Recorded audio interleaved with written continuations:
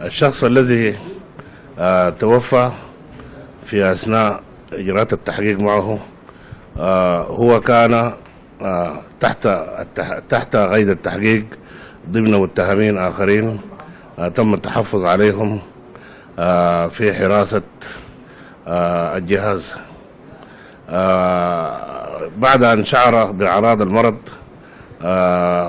تم تحويله إلى المستشفى، حيث بعد الكشف الطبي الأول عليه أفاد الطبيب المختص أن المذكور قد فارق الحياة.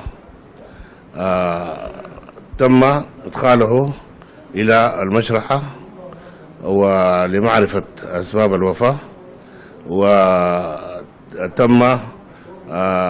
اطلاع ذويه أو بعض الأفراد من أسرته على الجثمان أثناء التشريح، وقد حضروا هذا التشريح وقد تأكدوا تماما من عدم المساس به بأي أيدي خارجية أو تعرضه لتعذيب أو تعرضه لضرب.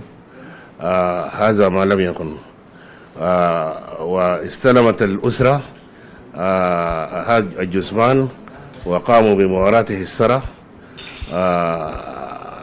في هذا المقام لا يسعنا إلا أن نسأل الله تعالى أن يتقبله القبول الحسن، وأن يجعل مثواه الجنة، وأن يجعله من أصحاب اليمين، وتعازينا لأسرته المكلومة.